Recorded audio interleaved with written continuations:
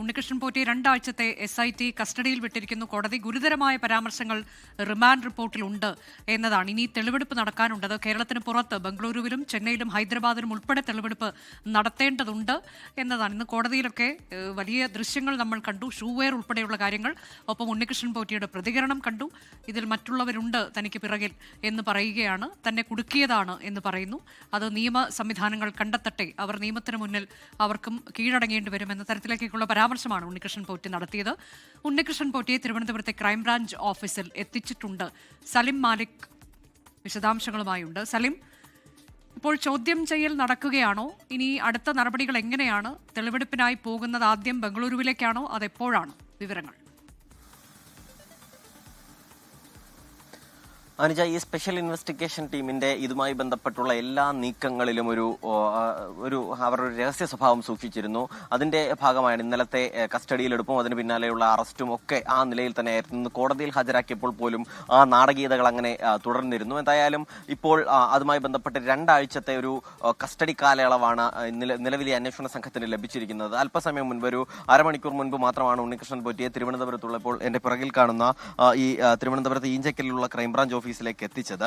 അരമണിക്കൂർ സമയമായിട്ടേ ഉള്ളൂ. അതിനുശേഷം മറ്റ് നടപടിക്രമങ്ങൾ, ഇപ്പോൾ നിലവിൽ ചില രേഖകൾ പരിശോധിക്കേണ്ടതുണ്ട് അന്വേഷണ സംഘത്തിന്. ആ രേഖകൾ പരിശോധിക്കുന്നതുമായി ബന്ധപ്പെട്ട നടപടികളാണ് നിലവിൽ നടക്കുന്നത്. അതിനുശേഷം ഈ എന്താകും അടുത്ത നീക്കം എന്നുള്ളതിലും ഈ ആകാംക്ഷ നിലവിലുണ്ട്. കാരണം സ്വാഭാവികമായും സംസ്ഥാനത്തിന് പുറത്തേക്ക് കൂടി അന്വേഷണം നടത്തേണ്ടതുകൊണ്ടാണ് ഇത്രയും വിപുലമായ ഒരു കസ്റ്റഡി കാലയളവ് കോടതി തന്നെ അനുവദിക്കുകയും ചെയ്തിരിക്കുന്നത്. വിവിധ സംസ്ഥാനങ്ങളിലേക്ക് പോകേണ്ടതുണ്ട്. ആദ്യം ബാംഗ്ലൂരിലേക്ക് പോകും എന്നുള്ളതാണ് നമ്മൾ മനസ്സിലാക്കുന്നത്. അങ്ങനെയാണ് ലഭിക്കുന്ന വിവരം. പക്ഷേ ഞാൻ നേരത്തെ സൂചിപ്പിച്ചതുപോലെ എല്ലാ കാര്യങ്ങളും ഒരു രഹസ്യ സ്വഭാവം സൂക്ഷിച്ചുകൊണ്ടാണ് ഈ അന്വേഷണം പുരോഗമിക്കുന്നത്. അതുകൊണ്ട് തന്നെ ബാംഗ്ലൂരിലേക്ക് പോകുമെന്ന് മാധ്യമങ്ങളെ അറിയിച്ചാൽ പോലും അവിടേക്ക് തന്നെ പോകണമെന്ന് നിർബന്ധമില്ല എന്നുള്ളതാണ് ഈ അന്വേഷണ സംഘത്തെ സംബന്ധിച്ചിടത്തോളം ഉള്ളത്.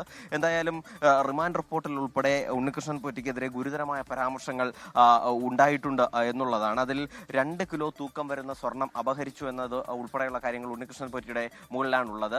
എന്തായാലും നിലവിൽ ഈ കേസുമായി ബന്ധപ്പെട്ട് ഉണ്ണികൃഷ്ണൻ പോറ്റി തന്നെ ഇന്ന് 24 എന്നോട് പറഞ്ഞൊരു കാര്യം വ്യക്തമാണ്. അതായത് തന്നെ കൊടുക്കാൻ ശ്രമിച്ചതാണ്. തനിക്ക് പിന്നിലും പലരുമുണ്ട്. അന്വേഷണം കൃത്യമായി നടന്നാൽ പലരും പുറത്തേക്ക് വരും എന്നതുൾപ്പെടെയുള്ള കാര്യങ്ങൾ പറഞ്ഞിട്ടുണ്ട്. സ്വാഭാവികമായും അതുകൊണ്ട് തന്നെ ഉണ്ണികൃഷ്ണൻ പോറ്റി മാത്രം നടത്തിയൊരു ക്രൈം അല്ല ഇത്, ഒരു കുറ്റകൃത്യമല്ല ഇത് എന്നുള്ള നിഗമനം ഈ അന്വേഷണ സംഘത്തിനുമുണ്ട്. അതുകൊണ്ട് തന്നെ സ്വാഭാവികമായും ഈ പുറത്തേക്ക് പോകുമ്പോൾ ബാംഗ്ലൂരിലും ചെന്നൈയിലും ഒക്കെ പോകുമ്പോൾ വലിയ വലിയ പേരുകളും കൂടുതൽ ആളുകളും ഇതുമായി ബന്ധപ്പെട്ട് ഈ ക്രൈമിൽ ഉൾപ്പെട്ടിട്ടുണ്ട് എന്നുള്ളത് കൂടുതൽ തെളിമയോടുകൂടി പുറത്തു വരികയും ചെയ്യും. അപ്പോൾ ഈ ഇതുമായി ബന്ധപ്പെട്ട ഈ ദ്വാരപാലക ശില്പങ്ങളുടെ ഇതുമായി ബന്ധപ്പെട്ടുള്ള എല്ലാ കാര്യങ്ങളിലെയും ഒരു വ്യക്തത വരണമെങ്കിൽ ഈ സംസ്ഥാനത്തിന് പുറത്തെ അന്വേഷണം കൊണ്ട് മാത്രമേ കഴിയൂ. നിലവിൽ രാഷ്ട്രപതി എത്തുന്നതുമായി ബന്ധപ്പെട്ടുകൊണ്ട് ശബരിമലയിൽ തൽക്കാലം എന്തായാലും ഈ ആദ്യഘട്ട അന്വേഷണം ഉണ്ടാകില്ല. അതിനുശേഷമായി ഈ സംസ്ഥാനത്തിന് പുറത്തുള്ള അന്വേഷണങ്ങളും തെളിവെടുപ്പും ഒക്കെ നടത്തിയതിനു ശേഷം മാത്രമായിരിക്കും ഉണ്ണികൃഷ്ണൻ പോറ്റിയെ ഈ ശബരിമലയിലേക്ക് എത്തിക്കുക. എന്തായാലും വിവിധ പ്രധാനപ്പെട്ട പല വകുപ്പുകളും ഉണ്ണികൃഷ്ണൻ പോറ്റിക്കെതിരെ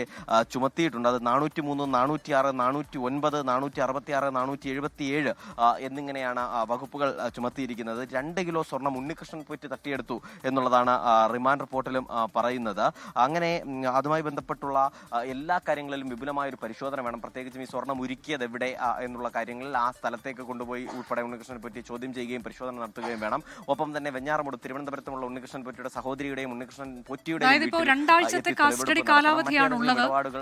ഇതിൽ 6 ആഴ്ച എന്ന സമയമാണ് SITക്ക് മുന്നിലുള്ളത്. അപ്പോൾ ഈ 2 ആഴ്ച എന്നുള്ളത് ഈ കേസ് അന്വേഷണത്തിൽ വളരെ നിർണായകമായ ദിവസങ്ങളാണ് അല്ലേ?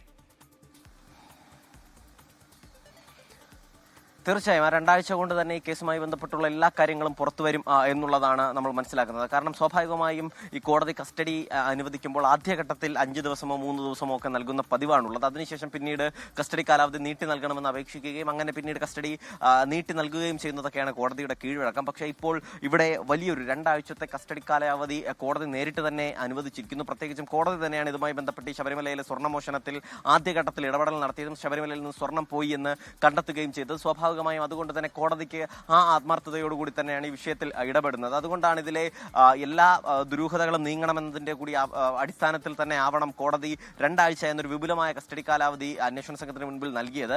6 ആഴ്ചത്തെ നിലവിലുള്ള അന്വേഷണത്തിനൊടുവിൽ 6 ആഴ്ചത്തെ സമയപരിധിക്കുള്ളിൽ തന്നെ ഇതുമായി ബന്ധപ്പെട്ട മുഴുവൻ കുറ്റപത്രവും തയ്യാറാക്കാനും അന്വേഷണ സംഘത്തിന് കഴിയുമെന്നാണ് മനസ്സിലാക്കുന്നത്. അതുകൊണ്ട് തന്നെ ഈ 2 ആഴ്ച ഈ കേസുമായി ബന്ധപ്പെട്ട് ഈ 2 ആഴ്ച ഉണ്ണികൃഷ്ണൻ പോറ്റി കസ്റ്റഡിയിലുള്ള ക്രൈംബ്രാഞ്ചിന്റെ കസ്റ്റഡിയിലുള്ള 2 ആഴ്ച കാലം വളരെ നിർണായകമാണ് എന്നുള്ള കാര്യത്തിൽ ഒരു തർക്കവുമില്ല. ഈ റിമാൻഡ് റിപ്പോർട്ടിൽ പറയുന്നത് ഉൾപ്പെടെയുള്ള കാര്യങ്ങളിൽ മതിയായ തെളിവുകളും വ്യക്തമായ തെളിവുകളും വേണം. അതുപോലെ തന്നെ 2019 മുതൽ 2024 വരെയുള്ള കാലയളവിനിടയിൽ ഉണ്ണികൃഷ്ണൻ പോറ്റി സാമ്പത്തിക ഇടപാട് നടത്തിയ മുഴുവൻ ആളുകളുമായുള്ള വിവരങ്ങൾ ശേഖരിക്കണം. ഒപ്പം തന്നെ ഇതുമായി ബന്ധപ്പെട്ട് മുരാരി ബാബുവിൽ നിന്നുൾപ്പെടെ തെളിവുകൾ ശേഖരിക്കണം. അങ്ങനെ കൂടുതൽ കസ്റ്റഡിയും ഇതിനിടയിൽ ഉണ്ടാകാനും കൂടുതൽ അറസ്റ്റുകൾ ഉണ്ടാകാനുമുള്ള സാധ്യതയും നിലനിൽക്കുന്നുണ്ട്. അനുജ, അതിലിപ്പോൾ സലിം ഈ ഇന്ന് മാധ്യമങ്ങളോട് പറഞ്ഞ കാര്യം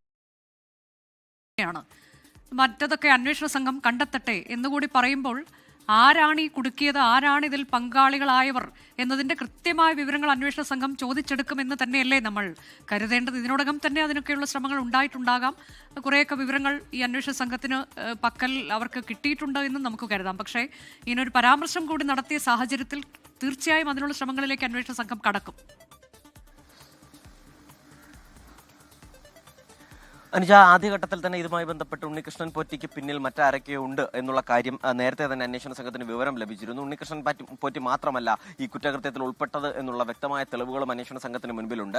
ആ തെളിവുകളുടെ അടിസ്ഥാനത്തിലാകും ഈ ഹൈദരാബാദ്, ചെന്നൈ, ബാംഗ്ലൂർ എന്നിവിടങ്ങളിലേക്ക് തെളിവെടുപ്പിനായി ഉണ്ണികൃഷ്ണൻ പോറ്റിയെ കൊണ്ടുപോകുക. അവിടെ വെച്ചാണ് ഈ സംസ്ഥാനത്തിന് പുറത്തുള്ളവരാണ് പ്രധാനമായും ഉണ്ണികൃഷ്ണൻ പോറ്റിയെ സഹായിച്ചതും ഈ ക്രൈമിൽ ഉൾപ്പെട്ടതും സ്വർണം തട്ടിയെടുക്കാൻ ശ്രമിച്ചതും എന്നുള്ളതാണ്. അതിൽ ദേവസ്വം ബോർഡ് അംഗങ്ങളുണ്ടോ, അക്കാലത്ത് ഉള്ള ഭരണസമിതിയിൽ ഉൾപ്പെട്ടവരുണ്ടോ, അതോ ഉദ്യോഗസ്ഥർ മാത്രമാണോ, അതല്ല അതിനും അപ്പുറത്തേക്ക് ഏതെങ്കിലും കച്ചവടക്കാരും ഇനിയും പുറത്തു വരാത്ത പേരുകളുമുണ്ടോ എന്നതുൾപ്പെടെയുള്ള കാര്യങ്ങൾ പരിശോധിക്കണം. അന്വേഷണ സംഘത്തിന് എന്തായാലും നിലവിൽ ചില പേരുകളും നിലവിൽ ചില സൂചനകളും അവരുടെ മുൻപിലുണ്ട്. അത് പൂർണ്ണമായും മാധ്യമങ്ങൾക്കോ മറ്റാർക്കോ അവർ നൽകുന്നില്ല. പക്ഷേ ഈ 2 ആഴ്ചത്തെ കസ്റ്റഡി കാലയളവും അതിനുശേഷം ഈ 6 ആഴ്ച പൂർത്തിയാക്കുന്ന അന്വേഷണവും പൂർത്തിയാക്കിയതിനു ശേഷം വളരെ വേഗത്തിൽ തന്നെ ഇതിന്റെ കുറ്റപത്രം സമർപ്പിക്കുമെന്നും ആ കുറ്റപത്രത്തിൽ ഇക്കാര്യങ്ങളിലെല്ലാം ഒരു വ്യക്തത വരും എന്നും തന്നെ പ്രതീക്ഷിക്കുകയും ചെയ്യാം. അനുജ, അതാണ് ഒരു വ്യക്തത കൈവരേണ്ടതുണ്ട്. ഈ വരുന്ന 2 ആഴ്ച എന്നുള്ളത് അന്വേഷണ സംഘത്തെ സംബന്ധിച്ച് വളരെ നിർണായകമാണ്. ഈ സ്വർണം തിരിച്ചെടുക്കേണ്ടതുണ്ട്. അതെന്താണ് അതിൽ സംഭവിച്ചത് എന്നൊക്കെയുള്ള കൃത്യമായ വിവരങ്ങൾ, ആരൊക്കെയാണ് ഇതിൽ പങ്കാളികളായത്. ചില പേരുകളൊക്കെ കൽപേഷ്, നാഗേഷ് എന്നൊക്കെയുള്ള ആളുകളുണ്ട്. അതിൽ കൽപേഷ് ആരാണ് എന്നൊക്കെയുള്ളതിലേക്കൊന്നും ഇതുവരെ അന്വേഷണ സംഘത്തിന് എത്താൻ കഴിഞ്ഞിട്ടില്ല. ഒരു നിഗമനവുമില്ല, പ്രാഥമിക നിഗമനം പോലും ആ വിഷയത്തിലില്ല.